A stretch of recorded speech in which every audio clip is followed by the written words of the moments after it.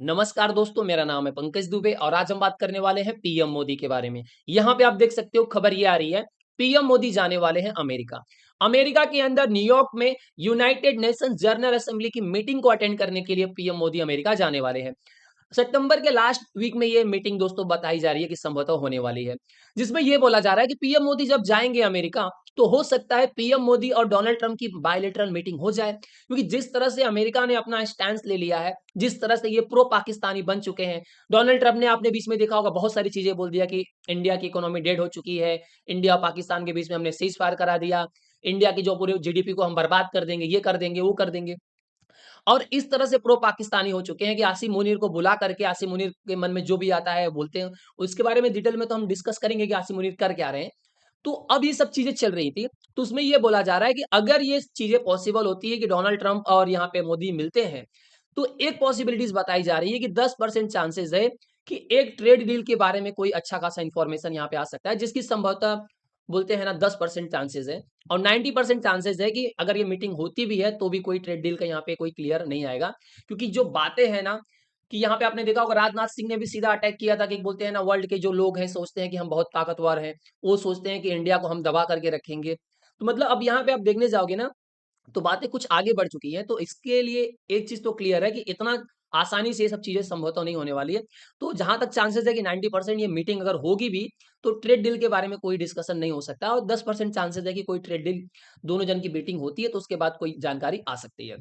यहाँ पे देखिए दोस्तों ये बोला जा रहा है कि अभी ऐसा नहीं है कि दोनों कंट्री मतलब अमेरिका ने और इंडिया ने अपने पूरे रिश्ते पूरी तरह से खराब कर लिए हैं। अभी भी नेगोशिएशन दोनों साइड से चालू है। देखिए डोनाल्ड ट्रंप का जो एडमिनिस्ट्रेशन ये चाहता है कि उनका जो एग्रीकल्चर प्रोडक्ट है वो भारत के अंदर आ जाए। और भारत का पीएम मोदी का ये कहना है कि भैया कि हम अपने किसानों को, मछुआरों को, इन लोगों को हानि नहीं पहुंचाना चाहते। इसके लिए अगर अमेरिका का एग्रीकल्चर प्रोडक्ट आता भी है तो उस पे हम टैरिफ लगा कर ही रखेंगे, उसमें कोई समझौता नहीं करेंगे। और प्लस सबसे बड़ा जो डिस्कस यहाँ पे चल रहा है कि अमेरिका जो कंटिन्यूअस बोलते जा रहा है कि आप रसिया से ऑयल मत खरीदो। मेन मुद्दा तो यही है। तो ये मुद्दा कैसे सुलझेगा? ये मुद्दा सुलझेगा दोस्तों, अभी बताया गया कि डोनाल्ड ट्रंप और व्लादिमीर पुतिन की मीटिंग होने वाली है अलास्का के अंदर 15 अगस्त को। मतलब कल के दिन ही अगर ये बोलते हैं ना मीटिंग हो जाती है, उसके बाद एक रोड मैप क्लियर हो जाएगा। अगर ये 15 अगस्त को मीटिंग हुई, ठीक है, उसके बाद अगर डोनाल्ड ट्रंप और पुतिन ने दोनों टेबल पर बैठे, डिस्कशन इस तरह से हुआ कि चीजें दोनों जन एग्री हो गए, तो जैसे ही रसिया एग्री होगा वैसे डोनाल्ड ट्रंप का जो सुई घुमा है भारत की तरफ से वो हट जाएगा और सीधा किसकी तरफ कर देंगे, वो चाइना की तरफ कर देंगे।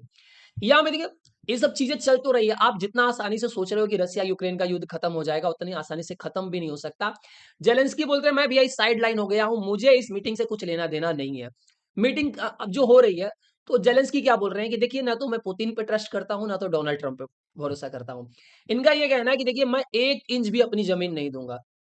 मतलब अब अगर ये देखने जाओ, अगर सच मतलब आप रियलिटी की बात करो ना, तो जेलेंस्की भले बोल रहे हैं कि मैं 1 इंच ज़मीन नहीं दूँगा, लेकिन इनकी ज़मीन धीरे-धीरे रसिया खाते जा रहा है।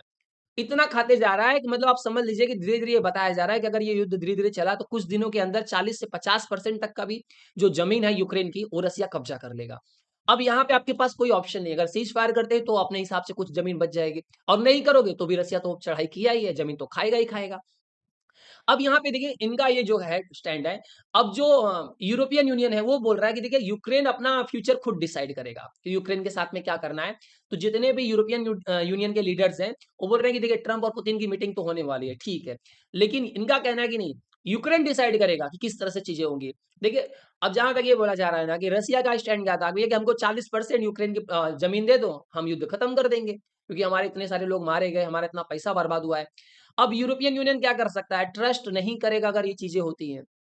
अब नेटो बोलते हैं ना, नेटो खाली बस नाम का रह जाएगा अगर ये चीज़ें हो जाती है। अगर डोनाल्ड ट्रम्प बोलते हैं हाँ ठीक है 40% ले लो, रसिया 40% लेकर के चला जाएगा तो यूरोपियन यूनियन के मुँह पे तमाचा पड़ेगा। वो क्या ही उनका वजूद रह जाएगा। और नेटो भी बोलते हैं ना बस एक नाम भर का रह जाएगा, क्योंकि देखो उसके बाद क्या होगा, 40% अगर रसिया ले लेता है यूक्रेन का हिस्सा, 60% बचेगा। 60% के बाद फिर बोला जाएगा हाँ चलिए ठीक है, अब यूक्रेन को नेटो की मेंबरशिप दिला दो। तो अगर 40% गँवाने के बाद नेटो की मेंबरशिप मिलती है, तो भाई साहब इस डीलिंग में तो मुझे नहीं लगता कि कोई फ़ायदेमंद की बात है। देखिए यहाँ पे जो चीज़ें बोली जा रही हैं, यूरोपियन यूनियन क्या बोल रहा है, एक मीनिंगफुल नेगोशिएशन होना चाहिए, तब भी जा करके बोलते हैं ना सीज़ फायर हो सकता है और ये जो हॉस्टाइल है उसका रिडक्शन होना चाहिए, जो मतलब जिस तरह से रसिया धुआँधार हमला किए जा रहा है वो कम करे। ये यूरोपियन काउंसिल के द्वारा बोला गया है, तभी चीजें कुछ आगे बढ़ सकती है। जेलेंस्की जो क्लियर है कि ना तो मैं ट्रंप पे भरोसा कर सकता हूं ना तो पुतिन पे, इनकी सही बात है इनके हिसाब से।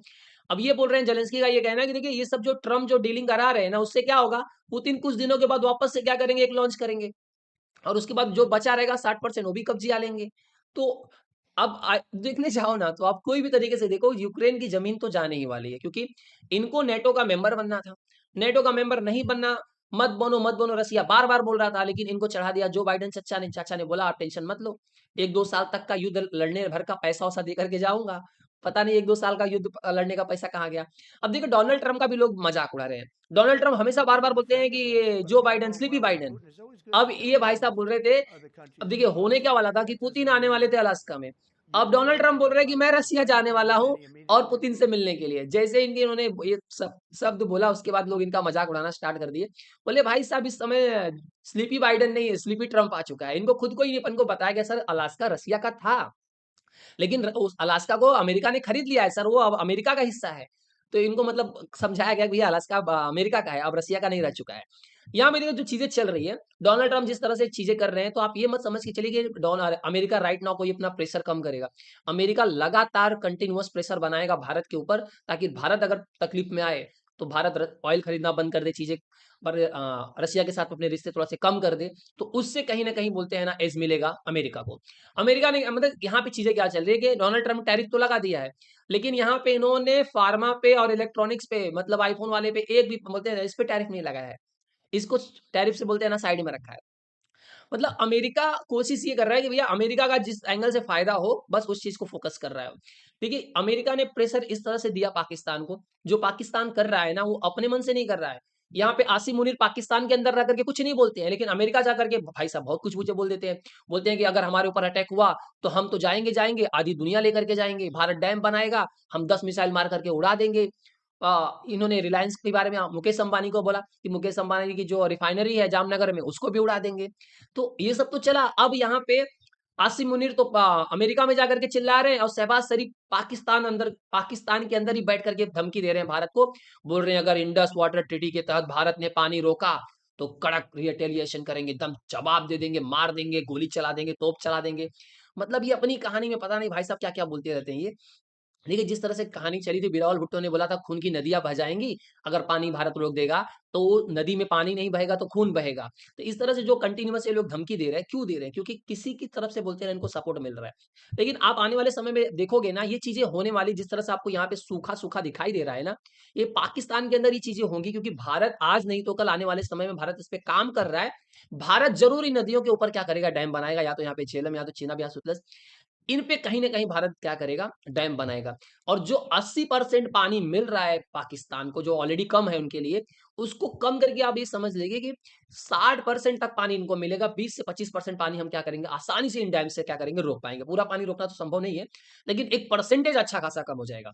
अब जिस तरह से ये पाकिस्तान बोल रहा था, यहाँ पे देखिए पाकिस्तान के जो सो कॉल्ड फील्ड मार्शल हैं आसिम मुनीर, ये जब गए अमेरिका तो इन्होंने बोला कि देखिए भारत जब डैम बनाएगा तो हम उनको डैम बनाने देंगे, और जब डैम बन करके रेडी हो जाएगा तो उस डैम पर हम 10 मिसाइल मार देंगे। मतलब इनको बाकायदा मालूम है कि 10 मिसाइल मारेंगे तभी वो जाकर के डैम टूटने वाला है। जब इन्होंने बोला, अभी मतलब जिस तरह से चीजें चल रही थी, अब उसमें यहाँ पे आप देख सकते हो कि मतलब जिस तरह से पाकिस्तान भारत के ऊपर दबाव बना रहा था कि भारत का डैम गिरा उड़ा देंगे, ये कर देंगे, वो कर देंगे। तो यहाँ पे आप देख सकते हो भारतीय जनता पार्टी के नेता मिथुन चक्रवर्ती, इन्होंने पाकिस्तान को सबक सिखाने के लिए एक अलग ही तरीका बता दिया। इन्होंने बोला कि देखिए ब्रह्मोस तो हम पाकिस्तान के अंदर मार ही रहे हैं, 1-2-4 और मारेंगे, लेकिन उससे ज्यादा क्या, इन्होंने बोला कि देखिए एक क्या करेंगे, हम एक डैम बनाएंगे और वहां पे जाकर के 140 करोड़ भारतीय खड़े होकर के टॉयलेट करेंगे। जब पूरा पानी भर जाएगा तो उस हम डैम को छोड़ देंगे, और पाकिस्तान के अंदर यहाँ पे बोल रहे हैं कि सुनामी आ जाएगी, पाकिस्तान टॉयलेट के अंदर डूब डूब के मर जाएगा। तो मतलब यहाँ पे आप देखने जाओ ना तो इंडस वाटर ट्रीटी को लेकर के, पाकिस्तान को लेकर के भारत के जो लोग हैं उनका भी सेंटीमेंट एकदम बोलते हैं ना हाई लेवल पर आ चुका है। दोस्तों अगर ये वीडियो पसंद आएगा तो वीडियो को लाइक करके हमारे चैनल को सब्सक्राइब कर लीजिएगा। And thank you so much for watching this video.